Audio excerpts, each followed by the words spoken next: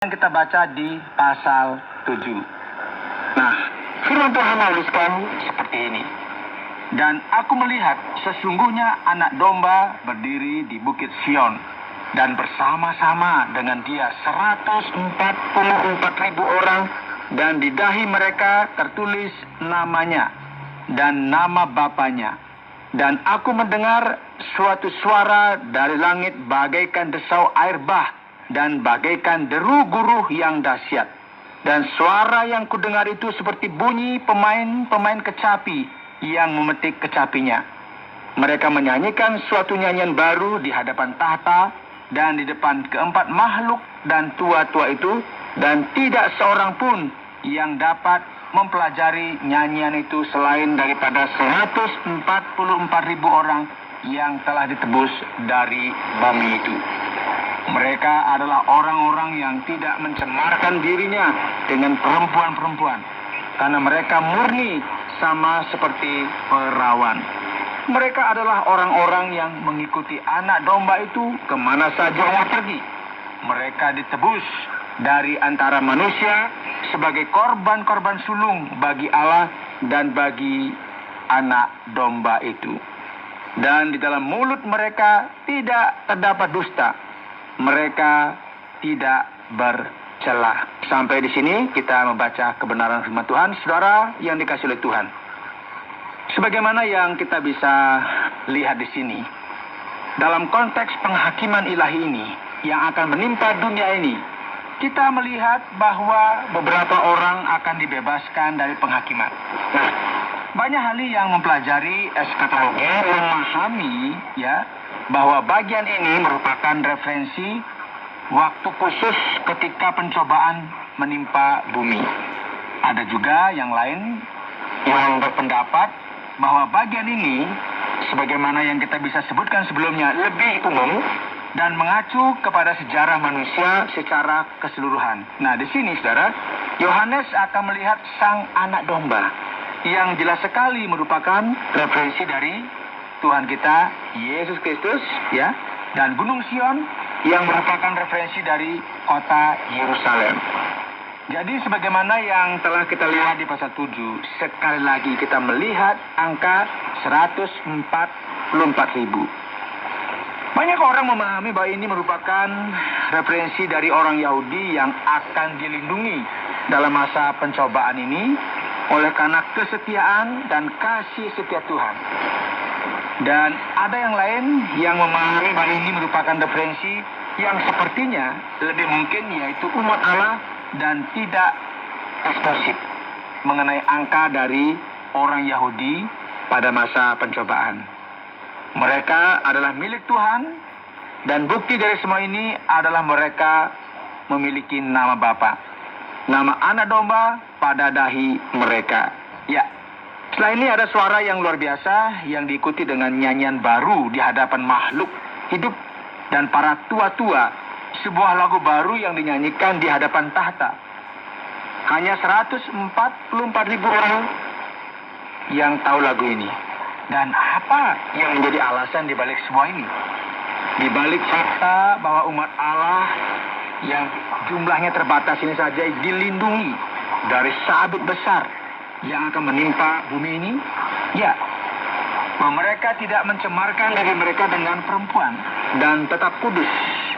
Jadi jelas sekali bahwa firman Tuhan di sini tidak berbicara secara literal. Ini bukanlah sebuah pujian dan kesucian atau keperawanan dalam arti absolut. Dan angka 144.000 ini nggak boleh diterjemahkan secara literal saja. Arti dibalik semua ini nggak boleh juga dikontaminasikan oleh sang binatang buas. Sistem anti Allah yang menentang anak domba sedang berkuasa. Namun mereka memilih untuk tidak mencemarkan dirinya. Dan hasilnya adalah mereka menjadi persembahan sebagai buah sulung bagi Allah dan bagi anak domba. Mereka tidak bernoda dalam arti bahwa mereka tidak tercemar. Tidak ada dusta dalam mulut mereka. Dan dusta dalam kitab Wahyu sering berkaitan dengan gagasan agama. Mengenai hal ini lebih dari arti literal dari kata ini. Nah, firman Tuhan kemudian menuliskan lagi, Kita akan melihat malaikat dari pasal 14 ini. Satu malaikat terbang di tengah-tengah langit dan dia memiliki Injil yang kekal. Dan inilah yang pertama. Injil ini harus diberitakan kepada setiap orang yang ada di setiap bangsa, suku, bahasa, dan kaum. Kemudian dia berkata dengan suara yang nyaring, takutlah akan Allah dan muliakanlah Dia, karena telah tiba saat penghakimannya, dan sembahlah Dia yang telah menjadikan langit dan bumi, dan laut, dan semua mata air. Saudara yang dikasihi oleh Tuhan, banyak orang nggak percaya bahwa penghakiman Allah akan datang. Semoga di antara kita jangan sampai berpikiran demikian. Ya, kita harus mengambil kesempatan selagi ada di depan kita ini. Waktu yang akan datang dan kita nggak akan lagi memiliki kesempatan ini karena penghakiman ilahi akan datang. Waktunya akan tiba bagi sabit besar ilahi menuai segala sesuatu yang ada di dunia. Dan kemudian malaikat kedua akan datang. Malaikat kedua akan menyampaikan kabar luar biasa. Ya, sudah rubuh Babel, kota besar itu, yang telah memabukkan segala bangsa dengan anggur hawa nafsu sabunya. Saudara, hidup yang menentang kehendak Allah digambarkan dalam kitab Wahyu. Terkadang dibandingkan dengan hal-hal yang bersifat seksualitas atau hubungan antara pria dan wanita, dan ketidaksetiaan dan pengkhianatan yang terjadi dalam hubungan ini. Jadi setiap orang yang jauh dari Allah dan yang tidak setia kepadanya, yang hidup dalam perzinahan atau hawa nafsu cabul, Babilonia di sini merupakan sebuah simbol sistem anti Allah, dan asal muasal dari hal-hal ini dari Babilonia dalam firman Tuhan bisa ditemukan dalam kitab Daniel. Nanti saudara bisa buka di dalam kitab Daniel ya. Ya, di sini sepertinya sistem ini menang ya dalam menentang Allah. Namun suatu hari nanti ia akan runtuh karena penghakiman ilahi akan datang. Sabit besar Allah akan menuai dunia ini. Jadi setelah ini kita akan melihat malaikat ketiga muncul dan ia berkata dengan suara yang nyaring, jika seseorang menyembah binatang dan patungnya itu dan menerima tanda pada dahinya atau pada tangannya, maka ia akan minum dari anggur murka Allah yang disediakan tanpa campuran dalam cawan murkanya.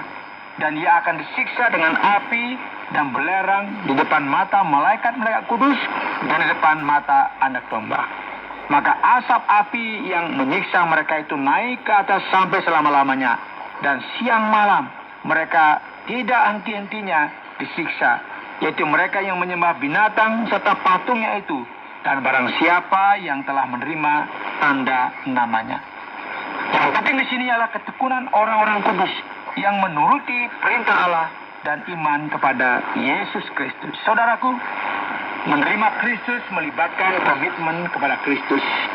Dan ini berarti memalingkan diri Anda dari sistem anti Allah yang korup dan yang egosentris. Puncak dari sistem ini adalah kerajaan binatang buas ini, ketika patung ini disembah.